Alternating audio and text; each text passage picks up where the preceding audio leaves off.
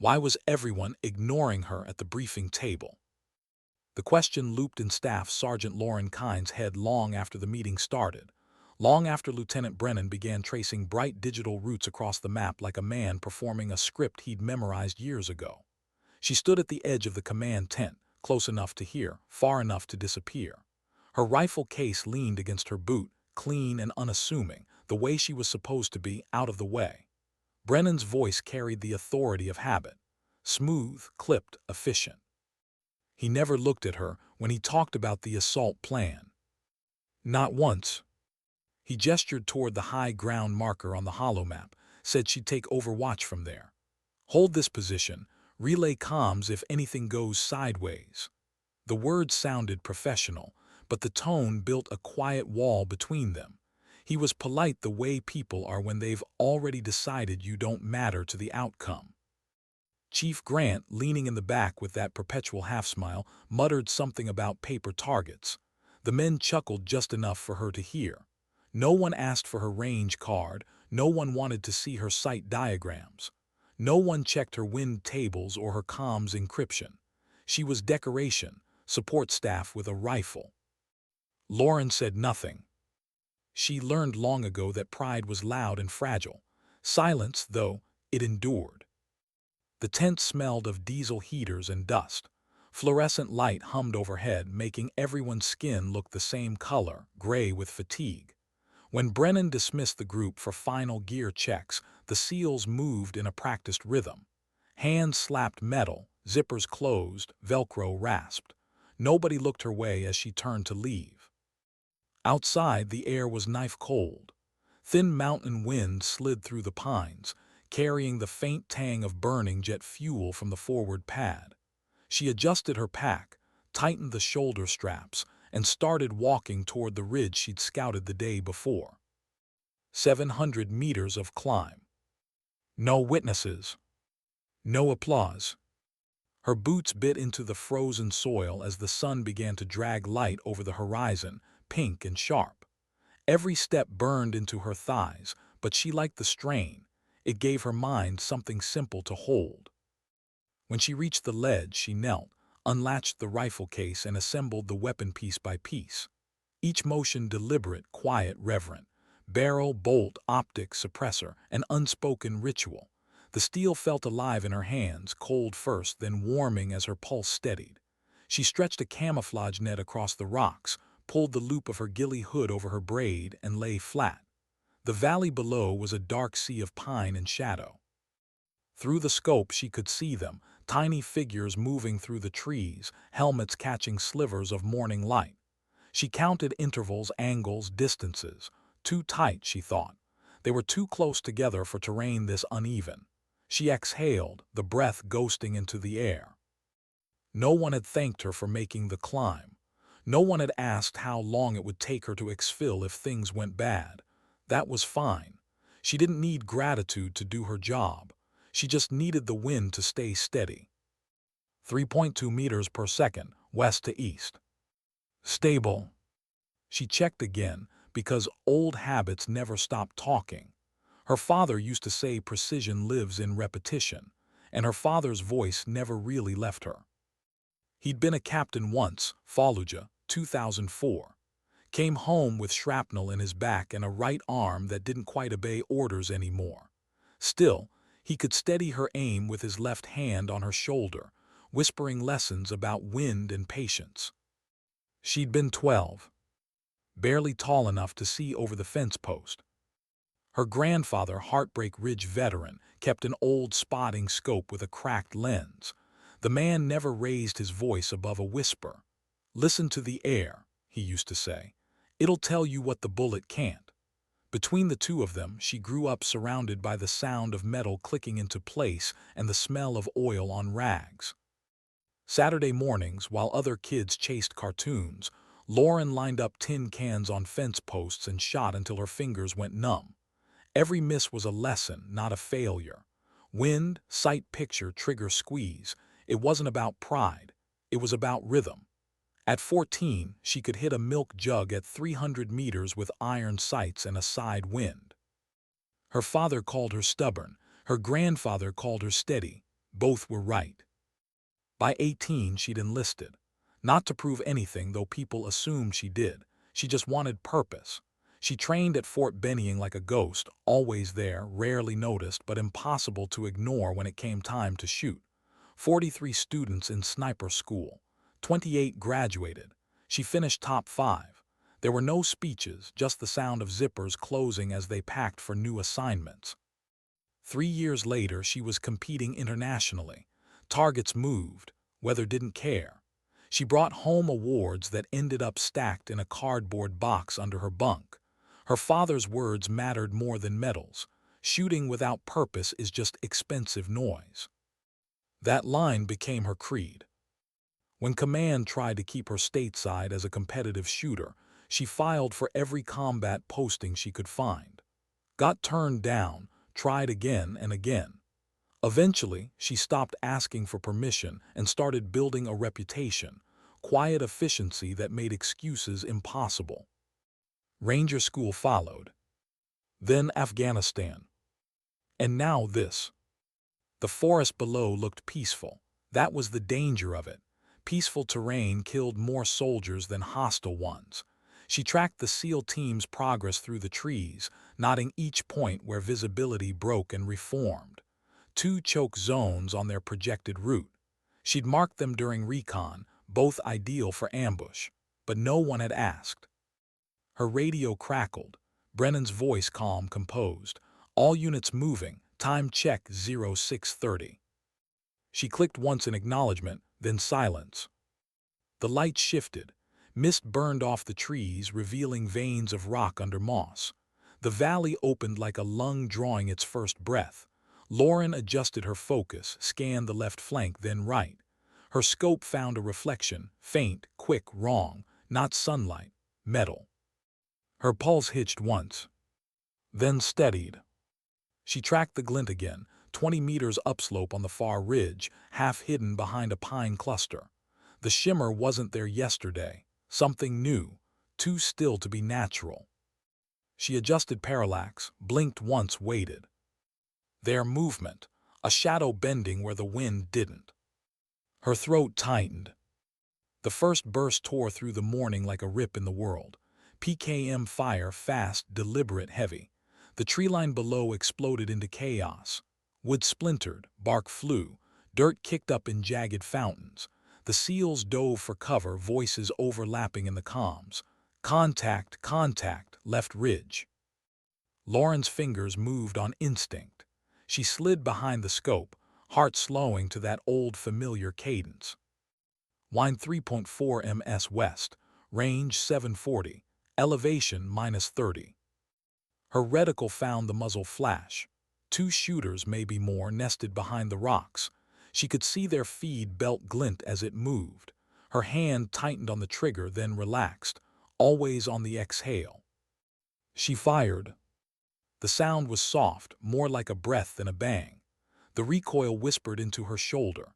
Downrange, a figure collapsed, the PKM's rhythm stumbling mid-burst. Second shooter ducked. She shifted 2 clicks right, adjusted half-mil for wind. Another exhale, another squeeze. He folded backward into the dirt. Brennan's voice came alive on the radio.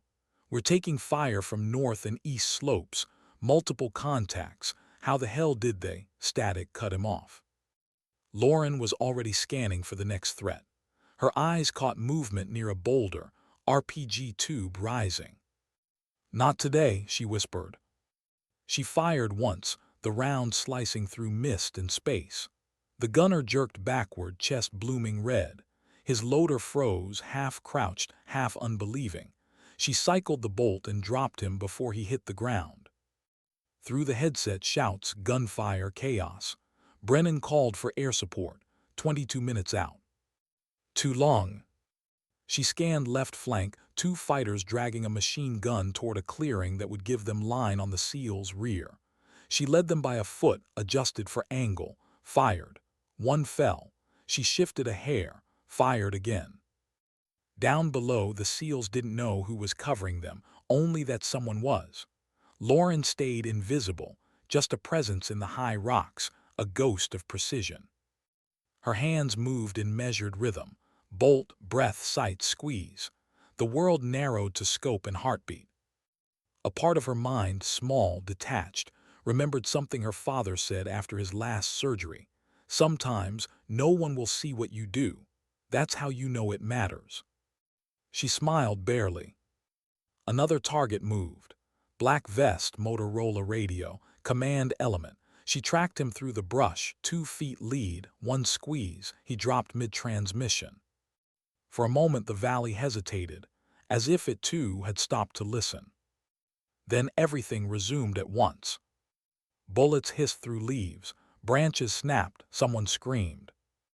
Lauren's cheek pressed into the stock. The rifle's metal radiated warmth against her glove. 9 shots, 9 bodies down, the odds shifted. Through static, Brennan's tone changed. Not command anymore, realization. Someone's up there, someone's covering us. She clicked the radio twice. The universal signal, friendly overwatch active. The forest went on bleeding noise and smoke. Helicopter rotors thumped faintly in the distance, still too far to help. Lauren stayed in position, her body a part of the mountain, her breath sinking with wind. The SEALs began to move again, slow, coordinated. She covered their angles without words. Each trigger pull a sentence in a language only she spoke.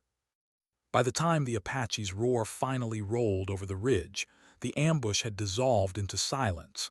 Enemy movement gone, smoke trails dissipating. Lauren lowered the rifle. Her heartbeat didn't rise. She unscrewed the suppressor, packed the weapon, and started breaking down her hide. Brush, netting, loose stones, all tucked away with the calm of someone erasing evidence of a miracle. Below, the valley looked almost peaceful again. Almost. She stayed until the helicopters peeled off south, then exhaled for the first time in what felt like hours. The mission clock read 09:23. She had done exactly what they hadn't expected her to. And she hadn't missed once. But as she started the slow descent, something tightened in her chest, not pride, not relief. Something quieter. The understanding that she'd been right about those choke points all along and no one would ever admit it. That was fine. Purpose didn't need witnesses. She walked alone through the thinning mist, boots sinking into the soft ground, the rifle case bumping lightly against her leg. Somewhere behind her, the valley still held echoes of the shots. Ahead, the path wound upward toward the next ridge. The air smelled of pine, cordite, and morning. She didn't look back. Sometimes dignity doesn't speak. It simply acts. Why did silence feel heavier after victory? The forest had gone still again, yet Lauren couldn't shake the hum in her chest, that faint electric vibration that always lingered after a firefight. She walked down from the ridge in deliberate steps, careful not to look at the valley floor too long. The earth below carried the shapes of men who would never move again, and she didn't need to count them to know how many they'd lost. By the time she reached the command post, the sun was already sliding west, throwing long shadows across the tents and trucks. The air smelled of oil, coffee, and cordite. Helicopters thumped away in the distance, ferrying the wounded back to base. The camp itself was unnaturally quiet, the kind of quiet that comes when people are trying to process something they can't quite explain. Lauren moved through it unseen, her rifle case slung over one shoulder. Every step felt ordinary and wrong all at once. Soldiers stepped aside to let her pass but didn't meet her eyes. It wasn't avoidance. It was something else, confusion mixed with disbelief.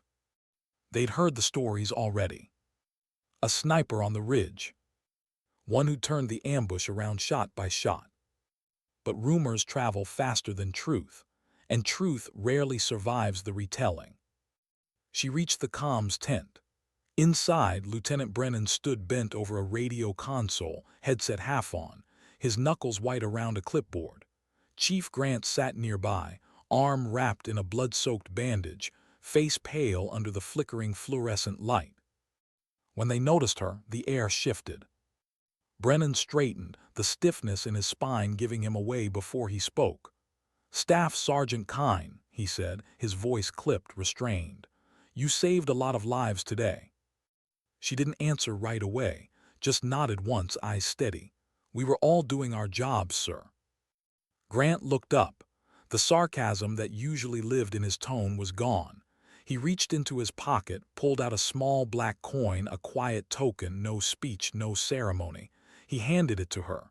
"You earned this," he said simply. Lauren took it without hesitation. It felt heavier than it looked. She didn't thank him, didn't need to. She just turned to leave. Behind her, Brennan called out, softer this time. "Kine, I misjudged you." She paused, glanced back over her shoulder. "It happens," she said, and stepped into the night. The darkness outside wrapped around her like a cloak. For the first time all day, she let herself breathe. The adrenaline ebbed, leaving a hollow ache in its place, not exhaustion, not relief, something quieter, a kind of stillness that didn't quite feel like peace. She sat on an ammo crate near the landing zone and looked out toward the distant ridge. The stars were faint, veiled behind thin clouds, and the mountain silhouette was black against the horizon. The valley looked harmless now, no smoke, no muzzle flashes, just shadow and silence. Funny how quickly a battlefield forgets what happened on it. She took the coin from her pocket and turned it over in her hand. A single engraved word caught the faint light: valor. The irony stung a little. Valor had nothing to do with what she'd done. She hadn't been brave. She'd been prepared. She'd been steady. And maybe that's what scared people, the way she'd turned death into method, chaos into precision. She thought about Rodriguez, the SEAL who'd taken the hit to the leg. She'd watched him go down through her scope, watched Grant drag him behind a rock, yelling for cover, watched the panic before she started firing. She never met the man face to face, but his blood was part of the reason she'd pulled the trigger faster that morning. Every shot had a heartbeat behind it. Every heartbeat had a consequence. She learned long ago that pulling the trigger wasn't the hardest part. Living with what followed was. The next morning came gray and heavy. The camp woke slowly, metal clinking, engines rumbling, voices low. Lauren had been awake for hours, cleaning her rifle in silence. Her gear lay in neat rows beside her cot: optics, suppressor, field notes, wind charts. Order brought calm. Outside, a group of SEALs passed by, voices low but sharp with energy. She caught fragments, hell of a shot, never even saw her, saved our flank. When they realized she was in earshot, they went quiet. One of them nodded at her, almost shyly. She nodded back once. It was enough. Brennan called a debrief at 900. Everyone gathered around the holomap again, this time with a different kind of silence, the kind that comes after survival. The digital terrain glowed in blue relief. Brennan traced their route, marked the ambush sites, detailed the casualty reports. Then he paused. "The Overwatch position here," he said, tapping the map. "Kine's post." She identified and neutralized at least 9 enemy combatants before the Apache arrived. Without that coverage, we wouldn't be standing here. The room stayed quiet. Grant cleared his throat. She didn't miss a single shot. No one laughed. No one looked at her either, but she could feel the air shift again, respect reshaping itself into something unfamiliar. Brennan met her eyes. "You saw something in that valley none of us did. How?" Lauren hesitated, not because she didn't know the answer, but because she wasn't sure it would matter. "Because I listened," she said finally. "The terrain tells you things if you let it. Wind, light, patterns of silence." She tapped the map once. "We rely too much on tech. Sometimes you just have to feel it." Brennan nodded, slow, thoughtful. "Feel it," he repeated, like he was testing the phrase. When the meeting ended, a few SEALs approached her quietly. No words, just brief nods, small, almost awkward gestures of acknowledgement. It wasn't friendship. It was something purer, shared survival. Later in the motor pool, Grant found her again. His arm was still in a sling, but his voice was lighter. "You know," he said, "the boys are calling you the ghost of Naring Valley." Lauren smirked faintly. "That's dramatic." He shrugged. Maybe, but it fits. She went back to wiping down her scope, her expression unreadable. Ghosts don't take credit. He chuckled softly, started to walk away, then stopped. You ever gonna tell anyone what you saw before the ambush? She looked up, eyes steady. No one asked. He smiled, a little sad, and left it at that. That night she wrote a report, clean, factual, emotionless. Times, ranges, confirmed kills. She didn't include the part about the glint of glass or the shadow that moved wrong. She didn't mention the instinct that told her something was off before the first shot was fired. Command didn't want intuition in their paperwork. They wanted data. When she finished, she sat for a long time in silence. The hum of generators filled the dark. She thought of her father again, the way he'd sit on the porch after long days, eyes on the horizon, saying nothing. He never explained what he'd seen overseas, never talked about the noise or the fear. He just used to say, the hardest part of war is coming home without leaving all of yourself behind. She understood that now. War wasn't just about who lived or died. It was about what each person carried back, the invisible weight no one could see.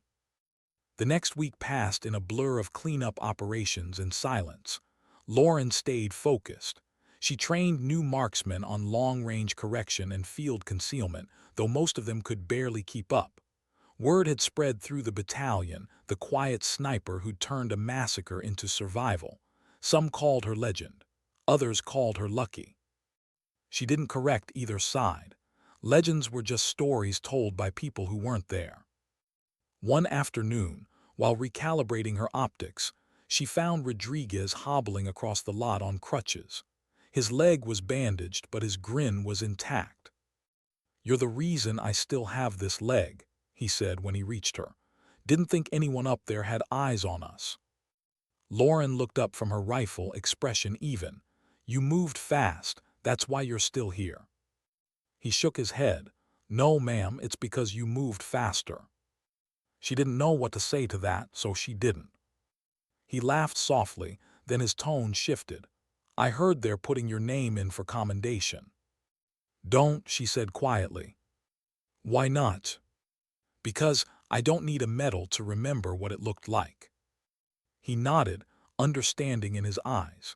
Soldiers always understood the things they never said out loud. As the days rolled on, the forest grew quieter, the air thinner. The mission was technically over, but something in her didn't settle. Nights stretched long and sleepless. Every time she closed her eyes, she heard the faint echo of that first PKM burst, the sound of splintering wood, the split-second decision that changed everything. She'd saved them. And yet she couldn't stop wondering if she could have prevented it altogether, if she'd spoken up sooner, pointed out the choke points more firmly, forced Brennan to listen. The guilt was quiet, but it stayed. One night, unable to sleep, she walked back to the ridge where it had all happened. The moon hung pale above the treetops. She found the spot where her bipod had rested, the faint imprint of her elbows in the dirt. It was strange how something so violent could leave marks so small. She sat there for a long while, her rifle across her knees, eyes tracing the ghost of the valley below. War had a way of changing shape in memory. The noise faded, but the weight didn't.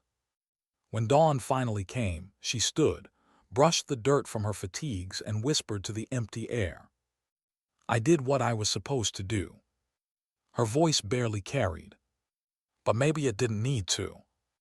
Because somewhere in the silence that followed, the forest seemed to answer. A soft breeze swept through the trees, bending them just slightly, as if in acknowledgement. And for the first time in days, Lauren felt something close to peace, fragile, temporary, but real. Sometimes victory isn't about who fires the last shot. Sometimes it's about who can still listen after the noise is gone. Why was her name suddenly on a list she never signed up for? The email had come quietly, hidden among routine reports and training rosters. Just her name, Staff Sergeant Lauren Kine, attached to a new assignment code. No briefing, no explanation, no sender she recognized. She stared at the message on her screen inside the Fort Benning admin office, its digital edges pulsing faintly against the gray background. It said only, "Confirmed selection Sniper Integration Pilot Program. Report 500 Monday. Location Hangar 7. No insignia, no signature block, just coordinates and time." She read it twice, then a third time as if meaning might appear between the lines. It didn't. By the end of the day, word had already spread. Some called it a promotion, others an experiment. She called it what it was, a test. The Sniper Integration Program wasn't a new idea. For years, Command had been flirting with ways to merge conventional and special operations training, fielding cross-unit snipers capable of adapting to any environment, blending into any team. It had failed before. Too much pride, too many egos. But this time they were trying something different: small groups, mixed units, co-led by instructors with combat experience. And somehow she'd been chosen to teach. The irony wasn't lost on her. The same officers who once ignored her range cards were now putting her name on their pilot roster. She packed light: rifle, sidearm, wind gauge, notebooks, the black coin Grant had given her. That was it. She didn't tell anyone goodbye. At dawn, she walked across the tarmac toward Hangar 7. The morning air smelled like fuel and rain. The big hangar doors were half open, light spilling across the concrete floor in a long silver stripe. Inside, about a dozen soldiers stood waiting, men and women, different patches, different accents, all watching her as she entered. The program lead, a colonel from SOCOM, stepped forward. "Staff Sergeant Kine," he said, voice low but firm. "You'll be heading this block, long-range adaptive precision. Your record speaks for itself." Her record, the sanitized version, the one that left out the noise, the doubt, the smell of gunpowder stuck in her lungs. She nodded. "Understood, sir." He smiled faintly, the way commanders do when they've already moved on to the next problem. "You'll have freedom to teach as you see fit. The goal is adaptability, instinct over routine." Instinct. The word settled in her chest like a stone. That was the one thing the Army didn't like, as soldiers who trusted their instincts too much. When the colonel left, she turned toward the line of trainees. Their faces were a mix of anticipation and fatigue. She saw herself in some of them, that guarded hope that the next mission might finally mean something. "Drop the ranks," she said quietly. "For now, you're shooters, not soldiers. We start with listening." A few confused glances passed between them. She set her rifle down on the table and looked toward the open field beyond the hangar. The air was still, hot already even though it wasn't yet 7. "Most of you think shooting starts here." She tapped the rifle. "It doesn't, it starts here." She touched her temple, then her chest. "And it ends here." She gestured to the field. "Everything between is noise." Someone chuckled softly, like they thought she was joking. She didn't smile. "Out there," she said, nodding toward the range, "noise gets you killed. You'll learn to hear what silence sounds like. You'll learn to read the wind by watching grass instead of gauges. You'll learn to wait until everything in you screams to move, and then you'll stay still anyway." Her voice wasn't loud, but it carried. The kind of tone people leaned toward rather than away from. Over the next few weeks, the class evolved. She taught patience before precision, observation before action. Her lessons didn't come from textbooks. They came from mountains, valleys, and mistakes. She made them lie in the mud for hours until they learned not to fidget. She made them identify wind shifts by how the sweat cooled on their necks. She'd walk the line, checking stances, breathing, eyes, not with scolding but with quiet correction. "Your heart's too fast," she'd say. "Your hands are fighting your thoughts. Stop aiming, start feeling." Most of them hated it at first. They wanted clear rules, clean diagrams. She gave them uncertainty instead because that was the world they'd live in. But something changed around week 3. The noise faded. The group started moving slower, thinking quieter. Shots began to find their marks without explanation. And that was when she saw it, the look she recognized from her own reflection years ago. Focus, stillness. One evening, as the sun dropped low, she watched her students pack up their rifles. The field glowed gold. Heat shimmered off the sandbags. She felt a small flicker of pride she didn't expect, not the loud kind, the kind that sits behind the ribs like warmth. That night she stayed late in the range house, cleaning her rifle. The habit never left her. Each pass of the cloth through the barrel was meditation, movement without thought. Halfway through, she noticed something taped to her locker door. A photo. Blurry, taken through binoculars. It showed a small ridge, her ridge, the one from Afghanistan. Across the bottom, a handwritten note. The valley remembers. Her chest tightened. She looked around the dim room, half expecting someone to step forward laughing, but the place was empty. Only the low buzz of a fluorescent light and the distant hum of night insects. She pulled the note free, studied it under the lamp. The handwriting wasn't military.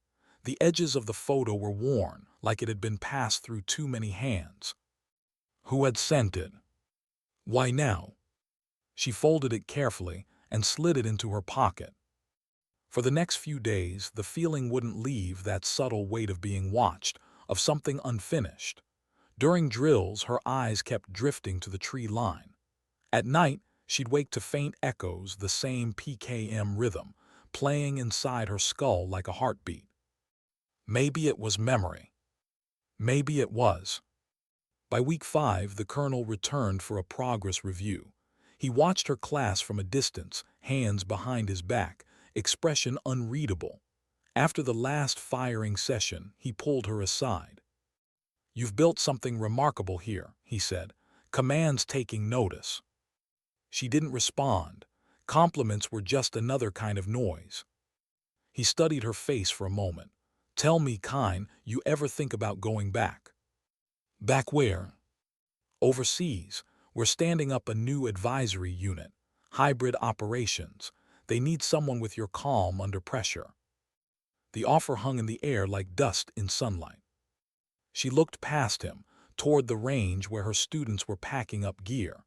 "I think some battles aren't meant to be revisited, sir."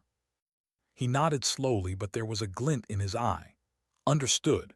Still, if your name shows up on another list, you'll know why." She almost smiled, almost. That night she sat on her bunk, the ridge photo spread across her lap.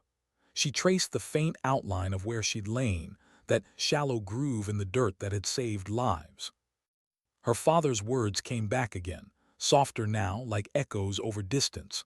"Purpose matters more than praise." She whispered to the photo, "Then let purpose find me again." And maybe it did. Because 2 weeks later, at 3:17 in the morning, her phone buzzed. One line of text. "They found him." No name, no context, but her blood went cold anyway. She didn't need to ask who him meant. The man in the black vest, the one she'd shot mid-transmission, the supposed field commander who'd coordinated that ambush, the man she was sure had died that day. Apparently he hadn't.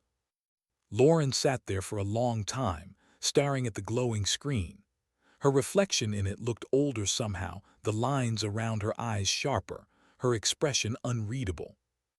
When dawn came, she packed her gear, rifle, sidearm, coin, photo.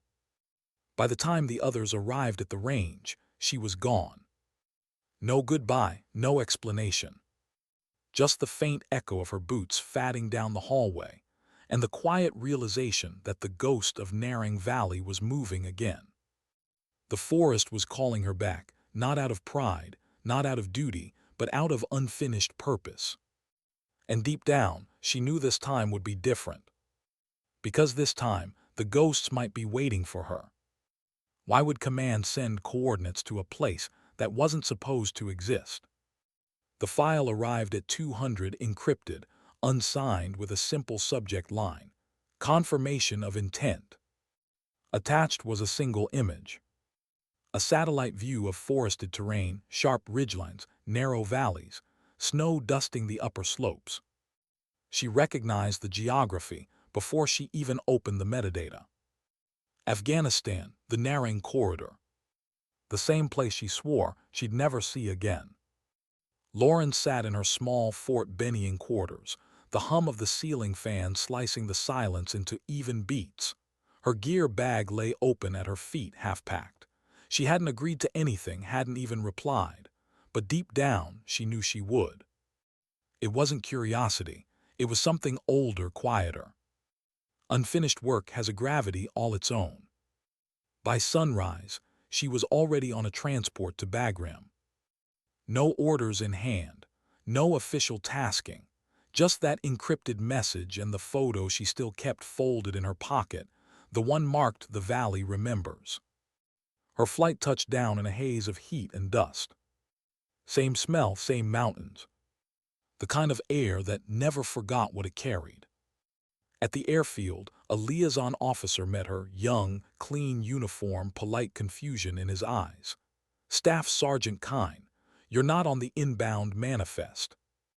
"I'm aware," she said simply. He hesitated, then shrugged. "Follow me, ma'am." They walked through the maze of hangars until they reached a small operations trailer tucked away from the main compound. Inside, the lights buzzed faintly. A single man sat at a folding table, his laptop open, a cup of untouched coffee beside it. "Staff Sergeant," he said without looking up, "you really don't like rest, do you?" The voice was familiar. She recognized it before she saw his face. Lieutenant Brennan. He looked older. A new scar ran along his jaw, but the same steady, analytical eyes studied her from across the table. "I thought you rotated out," she said quietly. "Did came back under a different flag." He leaned back, hands clasped behind his head. "When they told me someone had requested your name for a retrieval op, I thought it was a mistake." "Who requested it?" "That's the thing," he said. "No one knows. The message came from an encrypted source. All it said was 'Kine knows the ground. Bring her in.'" She stared at him. "Retrieval of what?" He slid a file across the table. Inside was a photo, grainy, low light. A man in a dark vest, one arm bandaged, standing beside a group of armed fighters. The same face she'd seen through her scope months ago. Him. The one she'd shot mid-transmission. "Alive." Brennan spoke slowly. "Intel confirms he's operating near your old Overwatch Ridge. He's rebuilt what's left of his cell. We think he's planning a coordinated strike on a U.S. convoy route. You know that terrain better than anyone." She closed the file. Her fingers were steady, but her pulse was. "And you want me to find him?" "Not find," Brennan said. "Confirm we have other assets for the rest." "Meaning you want me to take the shot again?" He didn't answer. Silence filled the room, dense and familiar. She knew this kind of mission, the ones command called confirmations but meant closures. She exhaled slowly. "When do we move?" He gave a faint, humorless smile. "You already packed, didn't you?" She didn't reply. By nightfall, they were in a Black Hawk cutting low across the ridges. The moonlight painted the world in silver and shadow. Brennan sat across from her, helmet on, face unreadable behind his visor. The hum of the rotors filled the cabin, steady as a heartbeat. She checked her rifle, the same M210, rebuilt, scarred in all the same places. The weapon had been cleaned and rebarreled, but it still carried memory in the metal. As the helicopter banked north, the terrain below grew familiar, valleys carved like scars into the land. Somewhere down there, the ghosts waited. They inserted under radio silence at 2300 hours. No flares, no lights, just boots touching dirt and the faint rustle of pine needles. Their small team, Brennan, a local guide, and 2 communication techs, moved quietly through the tree line. The air was thinner here, colder. The stars looked sharper, closer, almost invasive. After an hour's hike, they reached the overlook. The ridge was exactly as she remembered: jagged rocks, sparse brush, the same wind threading through the same cracks. her old position still visible in the dirt, faint but unmistakable. Lauren crouched low, scanning the valley below through her thermal optic.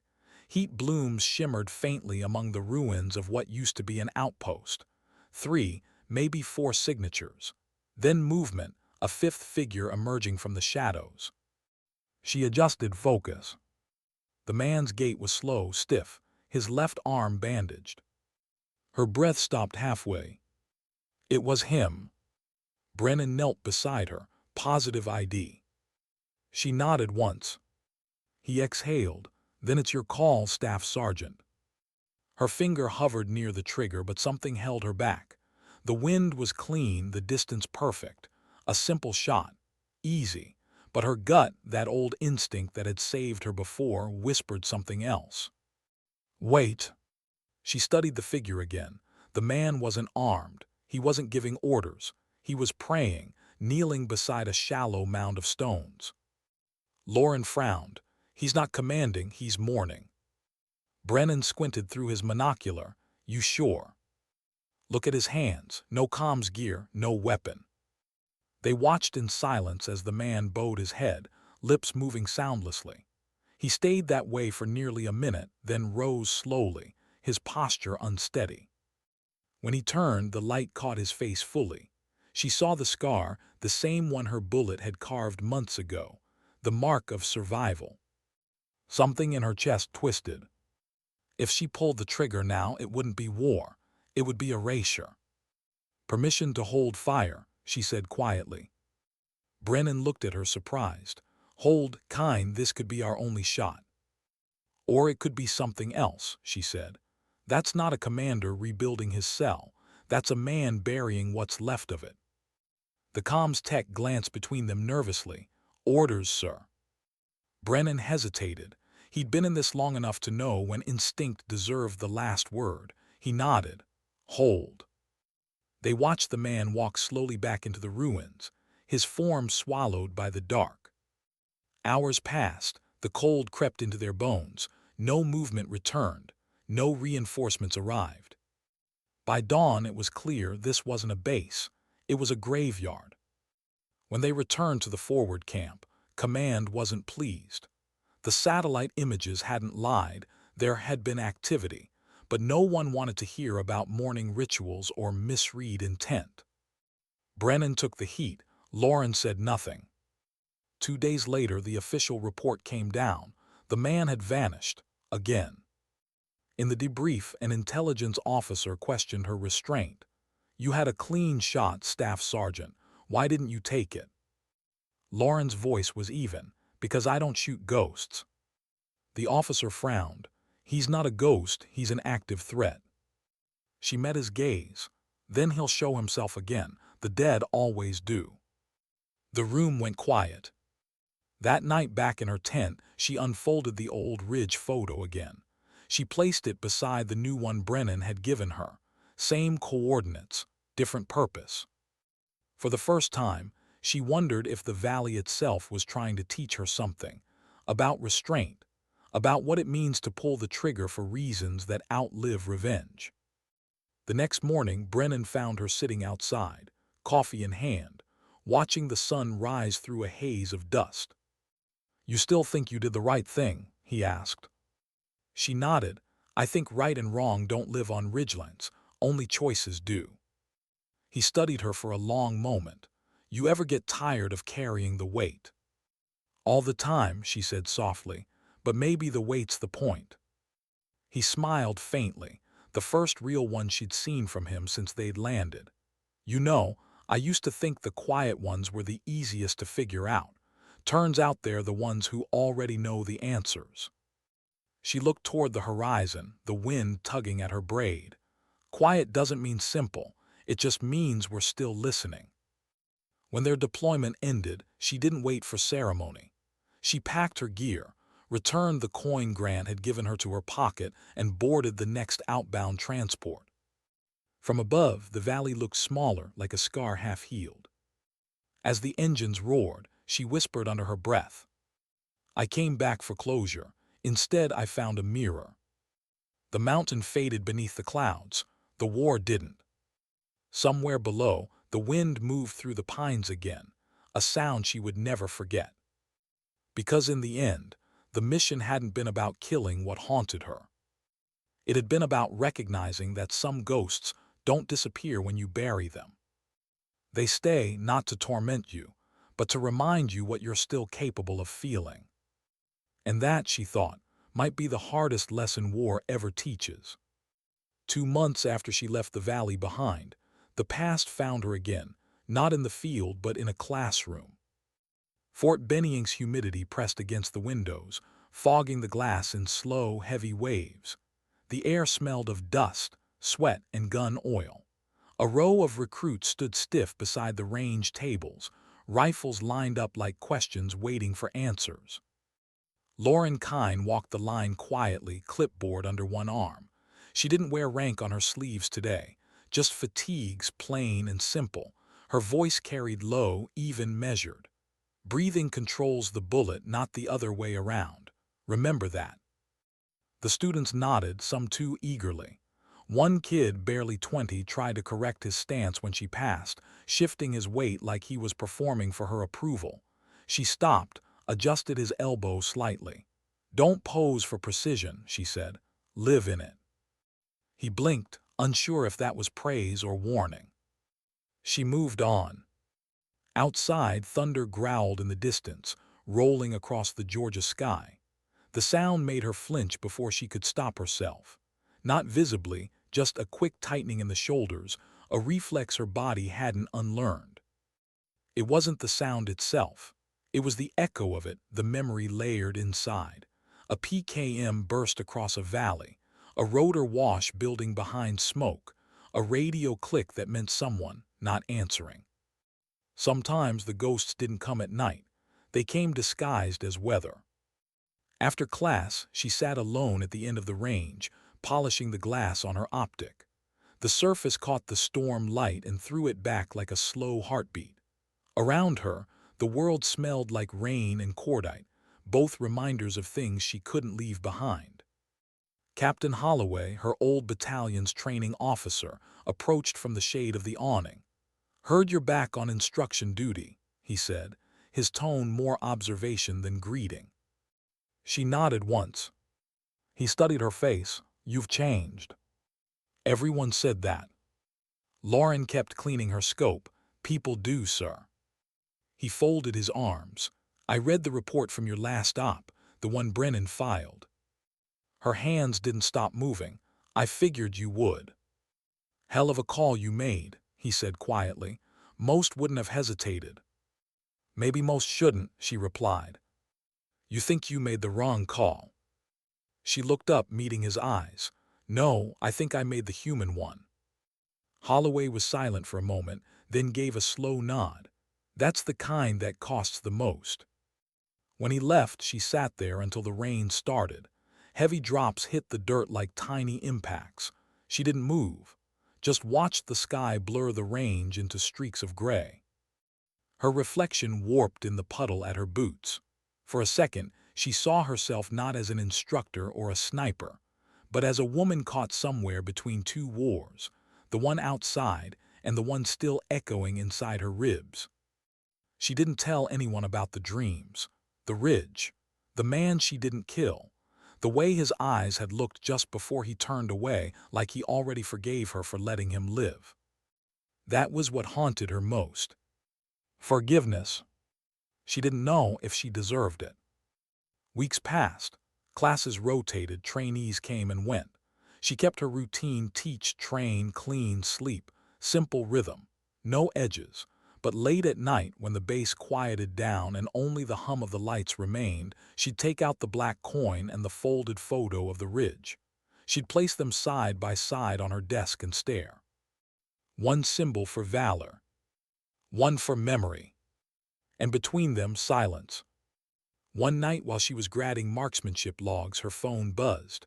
Unknown number. One line of text. "You made the right call." She froze. The room seemed to shrink around her. No signature, no context, but she knew that voice in print, the rhythm of it, the spacing. "Brennan." She exhaled slowly, thumb hovering over the screen. She wanted to reply, wanted to ask what he meant, where he was, why he'd waited 2 months to say it. But she didn't. She locked the phone and set it face down. She already knew the answer. Because sometimes the right call isn't clean. It's the one that leaves you wondering if mercy can survive in a world built on orders. The next morning, the range opened under a low gray sky. She started the session early before the others arrived, just her and the rifle. She settled behind the stock, cheek pressed to the pad, breathing steady. Through the scope, the world was reduced to wind, distance, and heartbeat. 500 meters.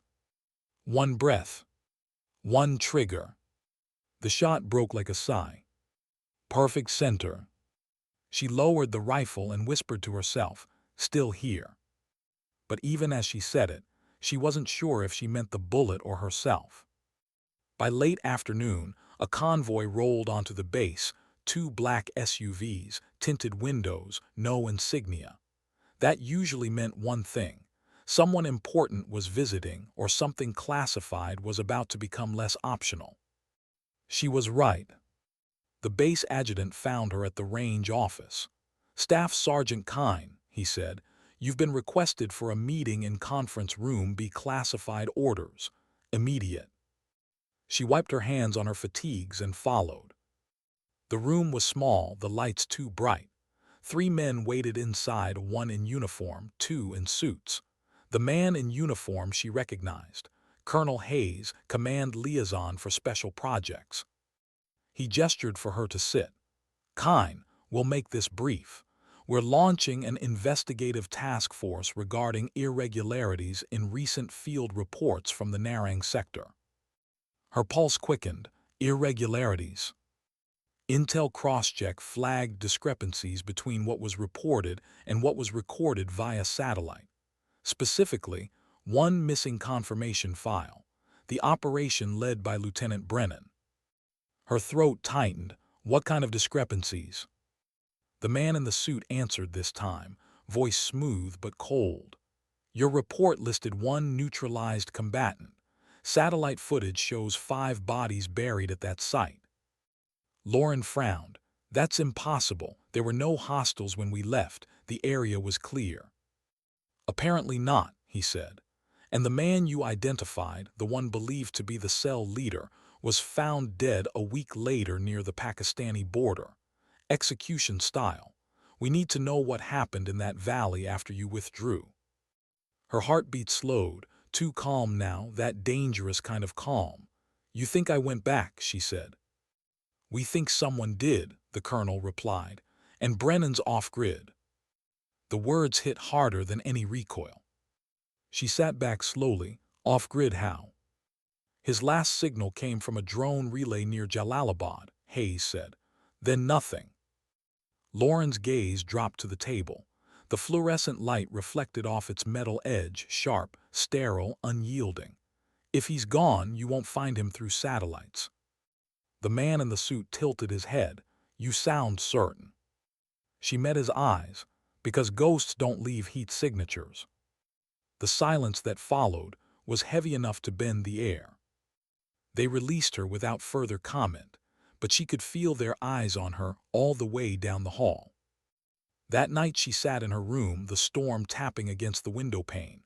Brennan off-grid, 5 graves, a dead man who was supposed to be alive.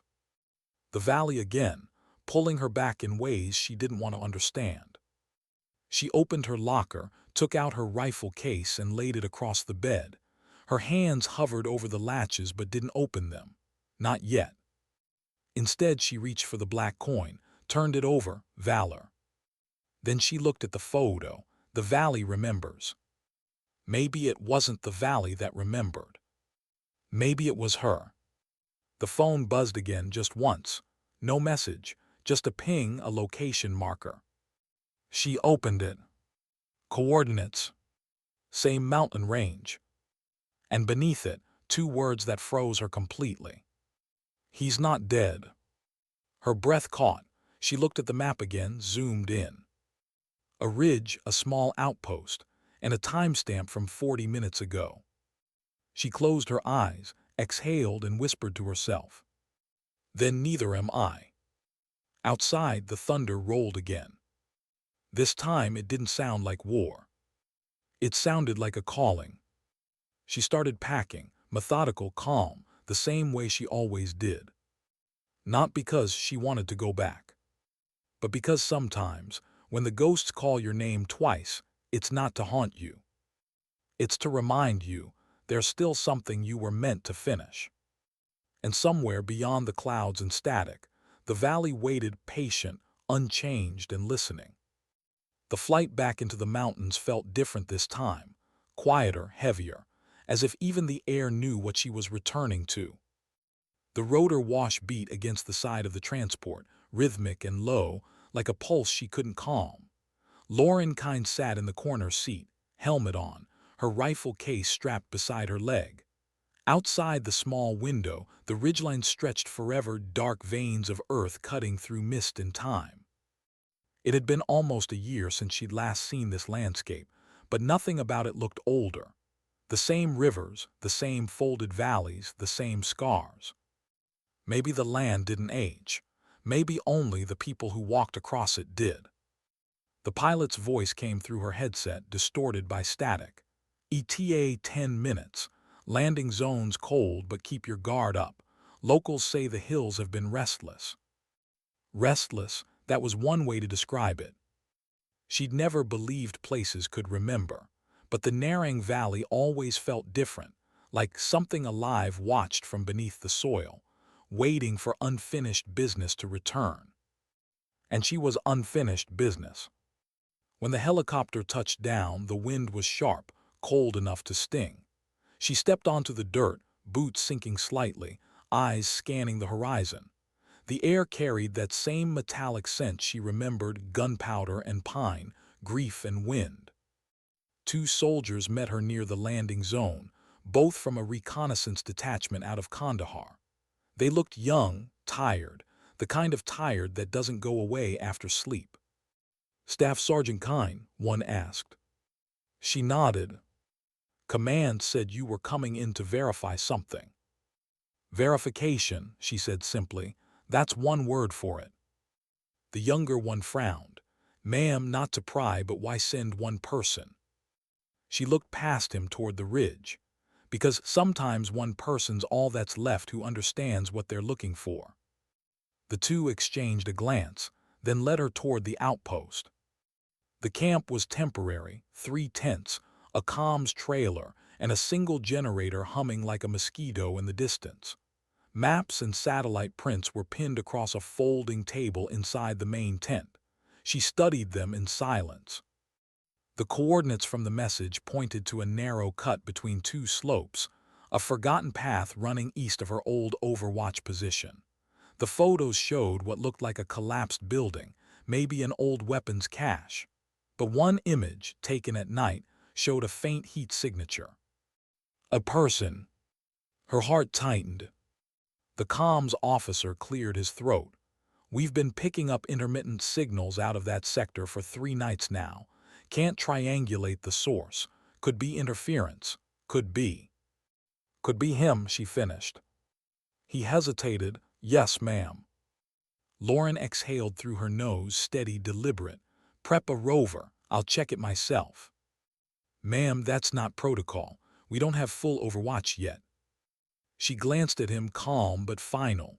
"You think protocol going to stop whatever's out there?" He said nothing after that. By sundown, she was on the move. The terrain was steep, loose underfoot, the same unforgiving slope she remembered too well. Her pack felt heavier this time, not from weight but from history. Every tree, every rock had a shadow of memory. Halfway up, she stopped to catch her breath, hand resting on a boulder streaked with lichen. The wind carried faint echoes from somewhere ahead, not voices, not quite, just movement. She crouched low, eyes scanning through the thermal scope. A faint heat source flickered near the ridge crest, stationary, human-sized. Her pulse slowed into rhythm, one breath in, one out. She moved closer, each step deliberate. When she reached the crest, she saw it, a small campfire. its glow hidden under a metal grate, smoke thin as thread. Beside it, a figure sat with his back to her, wrapped in a tattered blanket. She froze. The man's left arm was bound in cloth, his posture hunched, thin. Even from behind she recognized him. The scar, the shape of the shoulders. The man she hadn't killed. She lifted her rifle halfway, instinct pushing her into aim, but something inside her didn't let her finish. Instead, she spoke softly, "You should have stayed gone." The man didn't turn. His voice came quiet, rough, threaded with fatigue. "So should you." Her hands tightened on the rifle. "You know who I am." He chuckled weakly. "The mountain doesn't forget its echo. You were the whisper in the trees that day, the ghost who decided not to end me." She stepped closer, the snow crunching beneath her boots. "Why send for me?" He finally turned. His face was worn, eyes sunken but alive, impossibly alive. "Because the dead can't deliver messages," he said, "and I have one." Her finger brushed the trigger guard. "Make it fast." He smiled faintly. "You think I brought you here for revenge? No, I brought you here because the men who died in that valley weren't all mine." Her breath caught. "What are you talking about?" "Your command," he said. "Your Lieutenant Brennan." She took a step forward. "Where is he?" The man's expression shifted, something between pity and resignation. "Below us, buried in the ridge you fought for." She shook her head. "No, I'd have known we exfilled, I—" "He stayed behind," the man interrupted softly. "Came back days later, alone, looking for answers. I found him instead." Her stomach turned cold. "You killed him."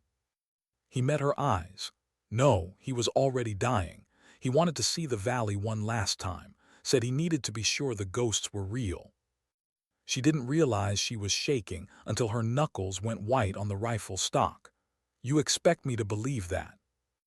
"I expect you to listen," he said quietly, "because you're the only one who still might." The wind rose around them, carrying grit and ash. Lauren lowered her weapon slightly, torn between disbelief and the strange, gnawing sense that his words fit the silence too perfectly. "Why tell me now?" she asked. He looked toward the dark horizon. "Because there's another storm coming, not from these mountains, from the men who sent you here." Her eyes narrowed. "You think I scare easy." "I think you don't scare at all," he said. "That's the problem." They stood in silence, the fire flickering between them. The sound of wind filled the space words couldn't. Finally she spoke. "If what you're saying is true, you're staying with me until I verify it." He nodded slow. "I don't plan to run. There's nowhere left to go." She motioned for him to stand. He did, unsteady but compliant. They began the slow descent together, neither speaking much. Halfway down, the wind picked up, sharp and cutting. She turned once, scanning the ridgeline. Her scope caught movement, fleeting, distant but deliberate. A flash of metal, then another. Her instincts screamed. "Down!" she shouted. The hillside erupted. A burst of gunfire tore through the dark, rounds sparking off stone. The man stumbled, hit the ground, clutching his side. Lauren dropped flat, returned fire, 3 controlled bursts, each one placed with surgical precision. 2 silhouettes fell. A third fled into the trees. The mountain went quiet again, the echoes dying one by one. She crawled to the wounded man, pressed her hand to the wound. "Stay with me." He grimaced. "Guess the ghosts aren't done with us yet." "Who were they?" she demanded. He coughed, blood dark against his teeth. "Not mine, not yours either." "Then whose?" His eyes drifted toward the sky. "The kind who build wars, not fight them." His breath slowed, one last exhale, then stillness. Lauren stayed there, kneeling beside him, the snow around them stained dark. The wind howled through the valley, and she realized she was alone again, just like before. She looked up toward the ridge, the direction the shots had come from. No movement now, no heat signature, just empty trees and the silence that followed violence. For a long time she didn't move. Her hand rested on the man's shoulder, her heartbeat steady but low. She'd come for answers, but the valley had given her another question, one that cut deeper than any bullet. If the war never ends, what does peace even look like? By dawn, she built a small cairn of stones where the man had fallen. She placed her coin on top, the one that said valor, and whispered the same words she'd once heard her father say over his fallen comrades. Not forgotten, not forgiven, just remembered. Then she turned toward the horizon. The sun was rising over the valley again, spilling gold through the mist. It looked almost beautiful if you didn't know what the earth beneath it held. She walked back toward the outpost, slow and steady. Her rifle hung across her chest. Her boots left no deep prints in the frost. Somewhere behind her, a single echo rolled through the mountains, not gunfire this time, but thunder. It sounded like closure, or maybe just another warning. Either way, she didn't look back. Because some ghosts, she finally understood, aren't meant to be buried. They're meant to guide you home, if you're brave enough to follow them. Back at Fort Benning, the official report called it an encounter. But the truth was something harder to explain, and even harder to forget. Lauren Kind sat alone in the debrief room, the hum of the fluorescent lights pressing into the silence like static. A recorder blinked red on the table between her and two intelligence officers. One of them, Major Colt, asked questions in the steady rhythm of someone who had never heard gunfire up close. "You're certain he was dead this time?" Lauren's hands were folded on the table. "I buried him myself." Colt glanced at his partner, a civilian analyst with square glasses and a face that didn't know how to hide judgment. "And the body's on the ridge. The engagement you described, no confirmation, no footage. Why didn't you activate helmet cam?" "Because I wasn't there to make a movie," she said. The analyst cleared his throat. "We lost 2 satellites that night. If what you're saying is true, that unknown shooters engaged you and the target, then someone else was operating in that corridor." "I know," Lauren replied, "and they weren't insurgents." Colt leaned forward. "Then who?" She looked at him, eyes steady. "Ask the people who sent me there without orders." The silence that followed felt like a verdict.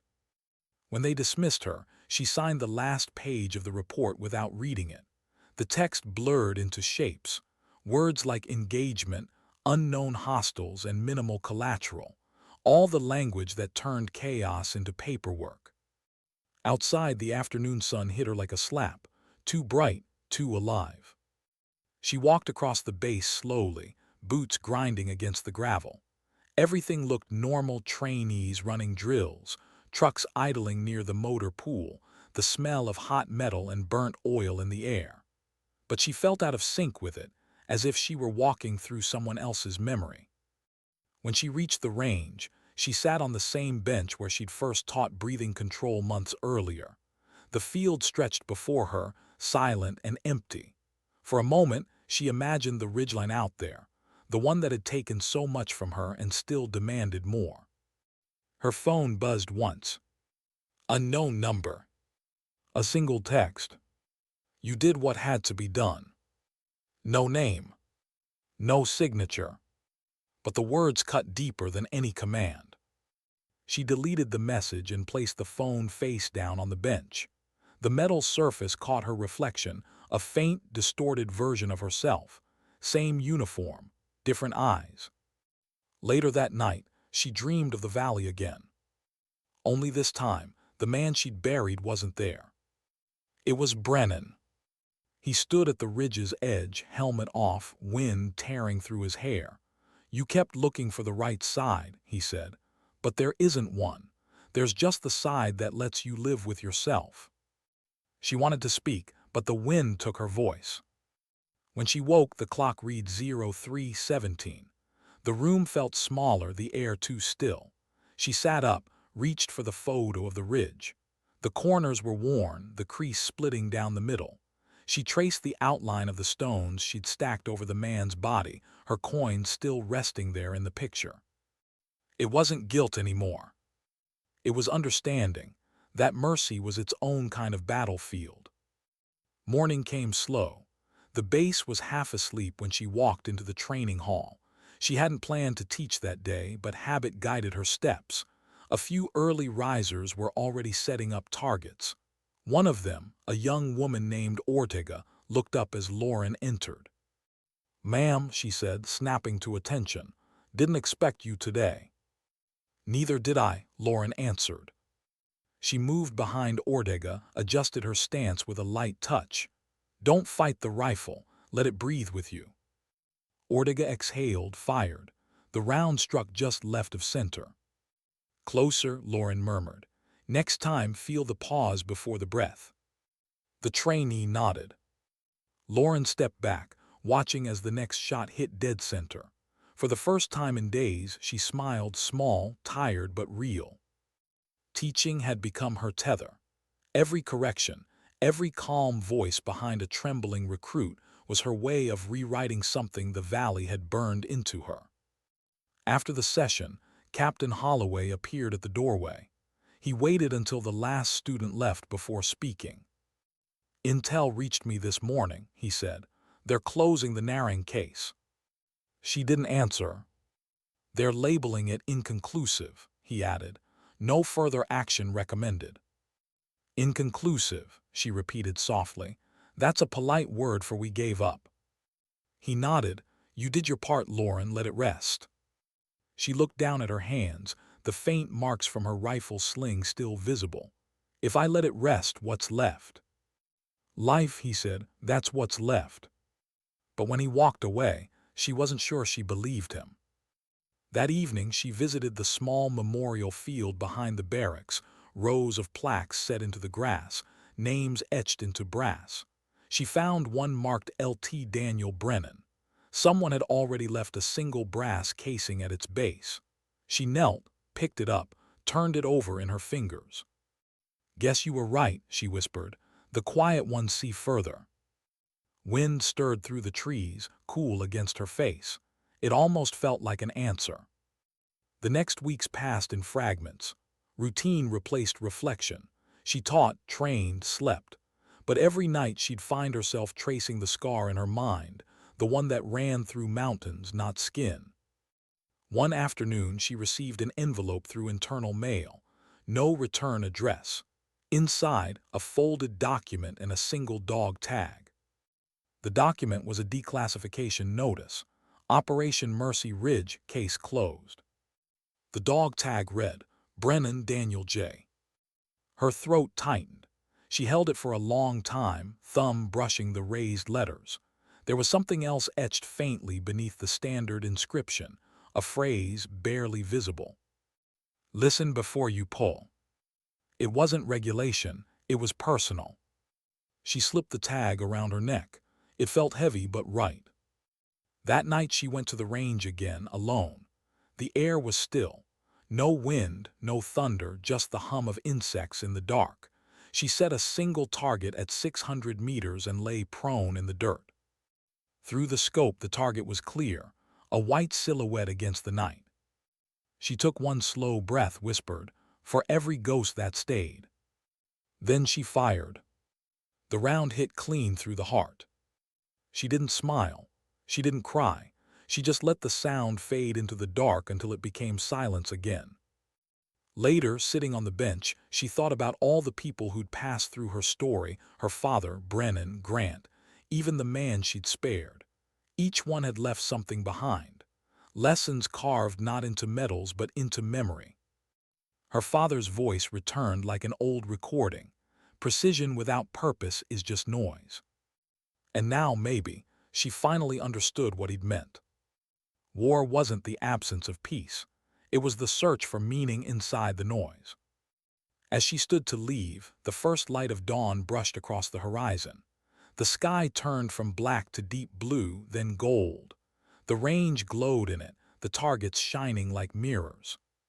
She paused, feeling the morning air move against her skin, clean, real, alive. For the first time, she didn't feel like she was walking away from something. She felt like she was walking toward something. Maybe toward the version of herself that could finally breathe again. When she reached the gate, she turned once, looking back at the empty range. A hawk circled high above, wings catching light. She smiled faintly, still watching her. The wind moved through the grass, bending it just slightly, a nod from the world itself. And somewhere far beyond the horizon, a quiet truth settled in her chest. That survival wasn't just about staying alive. It was about learning how to live after the silence. Years later, when her name was nothing more than a line in an old file, the story of the woman on the ridge still lingered, whispered, not written. New recruits heard it from instructors who swore they'd met her once long ago during a training cycle that changed the way they saw silence. Some said she was a myth, a legend built from fragments of after-action reports. Others said she was real, the one sniper who never needed recognition because the truth of what she'd done lived in the quiet.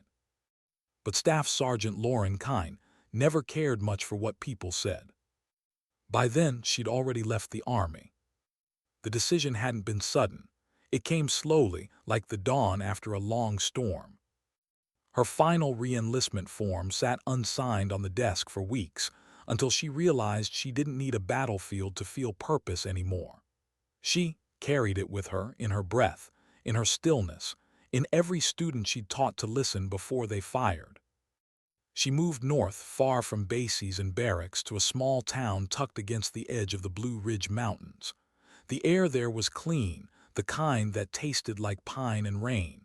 She bought a cabin near a lake, nothing large, one room, a porch, a wood stove, the kind of quiet that wasn't absence but recovery. Mornings came early. She'd make coffee strong enough to wake the ghosts, then sit on the porch as mist rolled across the water.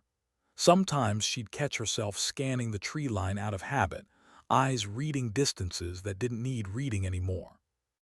She never fully stopped being a soldier. She just stopped needing the noise. On weekends, she volunteered at a nearby veterans' range, a small field half overgrown, where old service rifles leaned against sandbags and stories were traded more than shots. Most of the men who came were older than her, gray hair tucked beneath faded ball caps, voices thick with memory. They never asked about her medals. They didn't need to. You can always tell who's seen the elephant, not by what they say, but by what they don't. One afternoon, a young woman showed up at the range. 17, maybe 18. Civilian clothes, borrowed rifle. She flinched at every echo. Lauren noticed. She walked over quietly, first time shooting. The girl nodded, embarrassed. Yeah, my brother, he used to take me. He didn't come back. Lauren didn't ask how or why. She just adjusted the rifle on the bench. Then today, she said softly, you learned to carry him without dropping the weight. They spent the afternoon together. By sunset, the girl hit a target at 200 yards, nothing impressive on paper, but the way her shoulders settled after, the way her breathing finally slowed, that was the real victory. Before leaving, the girl asked, you ever miss it? The uniform, I mean. Lauren thought for a long moment. I miss the purpose, she said, but not the noise that came with it. The girl smiled faintly. My brother used to say the same thing. When she left, Lauren stayed behind, watching the last light fade from the range. A single hawk circled overhead, slow, deliberate, patient. She followed its path until it vanished beyond the ridge. That night she opened a small wooden box on her dresser. Inside were only 3 things: the black coin that said Valor, Brennan's dog tag with the words listen before you pull, and a folded photograph of the valley. The photo was worn now, edges frayed, the image fading. She didn't need to unfold it anymore. The landscape lived inside her memory perfectly. She placed the coin on the tag on the photo, stacked like layers of a single story. Then she whispered into the quiet, for every name I never learned, for every breath I never took. Outside, rain began to fall soft, steady, cleansing. Over the following years, she wrote small pieces in a notebook, not memoirs, not confessions, just thoughts. about wind, about patience, about the kind of courage that doesn't announce itself. One line she returned to again and again. Dignity doesn't shout. It steadies the shot when everyone else is shaking. Sometimes she'd wake before dawn and walk the trail that led up to the overlook above her cabin. From there, the entire valley spread below, mist curling between trees, the world turning gold at the edges. It reminded her of Afghanistan, but without the echo of gunfire. Peace, she realized, wasn't the absence of memory. It was the ability to stand inside it without breaking. Months turned into seasons. She aged quietly, gracefully, the way mountains do, slowly but unmistakably. Her hair streaked with silver, her eyes stayed the same, sharp, steady, always watching. Then one day, a letter arrived. No return address, just a small envelope handwritten. Inside was a single page. To Staff Sergeant Kyne. You don't know me, but my father served under Lieutenant Brennan.